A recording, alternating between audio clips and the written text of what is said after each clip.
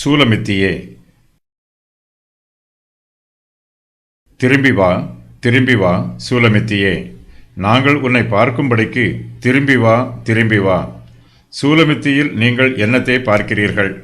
அவள் 2 சேனையின் கூட்டத்துக்கு சமானமானவள். மணவாளன் இப்போது மணவாட்டியினிடத்திற்கு திரும்பி வந்திருக்கிறார். மணவாட்டியும் தம்மிடத்திற்கு திரும்பி வருமாறு அவளை அன்போடு அழைக்கிறார். மணவாட்டி மணவாளனை தேடி அவரை காண முடியாமல் மிகவும் சோர்ந்து போய் இருக்கிறாள். இந்த சோர்வுகளுக்கு மத்தியிலும் அவள் தன்னுடைய மணவாளனிடம் திரும்பி வர வேண்டும்.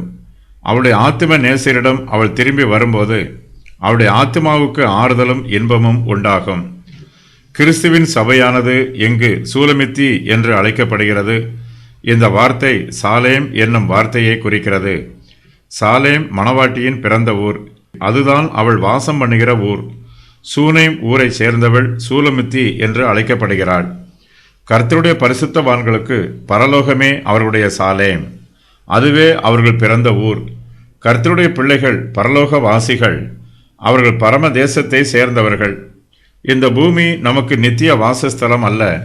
பரலோகமே நம்முடைய நித்திய வாசஸ்தலம். தம்முடைய வாசஸ்தலத்திற்கு திரும்பி வருமாறு மணவாளன் மணவாட்டியை அன்போடு அழைக்கிறார். கர்த்தருக்கு விரோதமாக கலகம் செய்கிற பாவிகளை கர்த்தரிடத்திற்கு வருமாறு அன்போடு அழைக்க வேண்டும். அவர்களை திரும்ப திரும்ப அழைக்க வேண்டும். வருத்தப்பட்டு பாரம் சுமைக்கிறவர்கள் எல்லோரையும் தம்மிடத்திற்கு வருமாறு கர்த்தர் அன்போடு அழைக்கிறார். பாவிகளும் கர்த்தரிடத்திற்கு மனம் திரும்பி வர வேண்டும். கர்த்தரை விட்டு பிரிந்து பின்வாங்கி போய் இருக்கிற அவிசுவாசிகளும் கர்த்தரிடத்திற்கு திரும்பி வர வேண்டும்.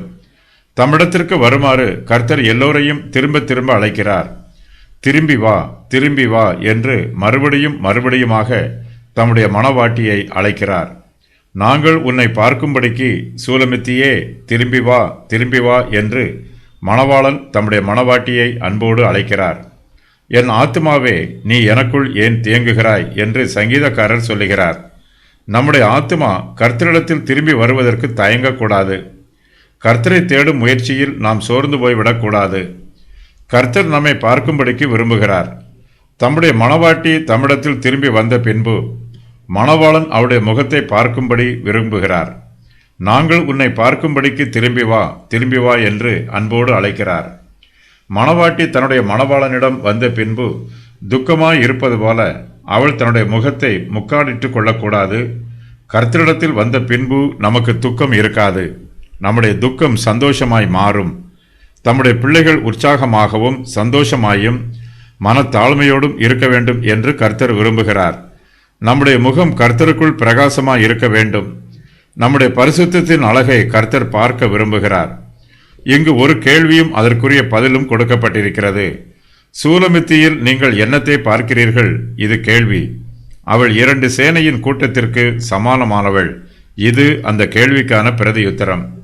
வேத பண்டிதர்கள் இந்த கேள்விக்கும் பதிலுக்கும் 2 விதமாக வியாக்கியானம் சொல்லுகிறார்கள். அதன் விவரம் வருமாறு: மணவாட்டி தன்னை பற்றி கூறுகிறாள். தன்னுடைய நிலைமையை பரிதாபமாக சொல்லுகிறாள். தன்னிடத்தில் பார்ப்பதற்கு விசேஷமாக ஒன்றும் இல்லை என்பதை மனத்தாழ்மையோடு அங்கீகரிக்கிறாள். தான் 2 சேனையின் கூட்டத்திற்கு சமானமானவள் என்று சொல்லுகிறாள். 2 சேனைகள் சந்தித்து யுத்தம் பண்ணும்போது அங்கு இரத்தம் சிந்துதலும் மரணமும் மரண ஓலமும் அதிகமாய் இருக்கும். நகரத்தின் காவலாளர்கள் மணவாட்டியை அடித்து போட்டார்கள். அந்த காயத்தின் தழும்பு மணவாட்டியின் முகத்தில் இருக்கிறது. மணவாட்டியை பார்க்கும்போது அவள் யுத்தத்தின் காயங்களும் அதன் வடுக்களும் நிரம்பியவளாக இருக்கிறாள். மணவாட்டி தன்னை பற்றி சொல்லும்போது, நான் கருப்பாயிருக்கிறேன் என்று பாராதேயுங்கள் என்று சொன்னாள். அதுபோலவே இப்போது நான் இரத்தம் தோய்ந்த முகத்தோடு இருப்பதாக பாராதேயுங்கள் என்று சொல்லுகிறாள். மணவாளன் தம்முடைய மணவாட்டியை புகழ்ந்து இந்த வாக்கியத்தை சொல்லுகிறார். சூலமித்தியிடம் நீங்கள் என்னத்தை பார்க்க முடியும் என்று நான் சொல்லுகிறேன் என்று மணவாளன் சொல்லுகிறார். அவள் ராஜ கம்பீரம் உள்ளவள். 2 சேனைகளின் கூட்டத்திற்கு சமானமானவள். அவள் ஒரே சேனையில் உள்ள 2 பிரிவுகளாக இருக்கிறாள். இவ்விரண்டு சேனையின் கூட்டமும் ஒன்றுக்கொன்று விரோதமாக யுத்தம் பண்ணாது. இவ்விரண்டும் சேர்ந்து இணைந்து சத்துருவோடு யுத்தம் பண்ணும். இரட்டிப்பான வலிமையோடு யுத்தம் பண்ணும்.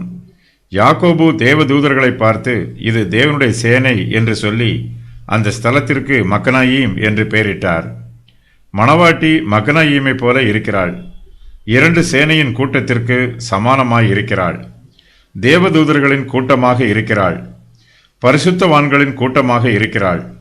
பரிசுத்தவான்களுக்கு ஊழியம் செய்கிற தேவதூதர்களின் கூட்டமாக இருக்கிறாள். கிறிஸ்துவின் சபையானது யுத்தம் பண்ணுகிற சபை. கிறிஸ்துவை விசுவாசிக்கிறவர்கள் அவருடைய போர் வீரர்களாக இருக்கிறார்கள். சபை ஆவிக்குரிய யுத்தத்தில் ஜெயம் பெறும். கிறிஸ்துவானவர் ஜெய கிறிஸ்துவாக இருப்பது போல அவருடைய சபையும் ஜெயம் கொள்ளுகிற சபையாகவே இருக்கும். தனக்கு சாலமோனிடத்தில் நேசம் எதுவுமில்லை என்றும் அவரை எதேச்சையாகவே சந்திக்க நேரிட்டதாகவும் சூலமித்தி கூறிய பின்பும் சாலமோன் தொடர்ந்து தன்னுடைய ஆசை வார்த்தைகளை அவளிடம் கூறுகிறார். தன்னுடைய அரமனைக்கு தன்னோடு வருமாறும் அங்கு அரமனையில் உள்ள ஸ்திரீகள் சூலமித்தியை நன்றாக கவனித்துக் கொள்வார்கள் என்றும் கூறுகிறார். சூலமித்தியே என்னும் பெயருக்கு சூனேம் ஊர் ஸ்திரீ என்று பொருள். வேதாகமத்தில் சிலருடைய பெயர்கள் சில வசனங்களில் மாறுபட்டிருக்கும். சூனேம் ஊர் ஸ்திரீ சூலமித்தி என்னும் பெயர் இங்கு மட்டுமே பயன்படுத்தப்படுகிறது. சூனேம் ஊர் ஸ்திரீ என்னும் பெயர் பல வசனங்களில் காணப்படுகிறது. தாவீதின் மனைவியாகிய அபிஷாகும் சூனேம் ஊர் ஸ்திரீ. சூனேம் ஊர் ஸ்திரியை எலிசா ஆசீர்வதித்தார். சூனேம் ஊர் இசக்காரில் உள்ள ஒரு பட்டணமாகும். சாலமோன் சூலமித்தியின் அழகை வர்ணிக்கும் போது கொடிகள் பறக்கும் படையைப் போல கெடியுமானவள் என்று கூறியிருக்கிறார். இப்பொழுது 2 சேனையின் கூட்டத்திற்கு சமமாக இருக்கிறாள் என்று சூலமித்தியை வர்ணிக்கிறார்.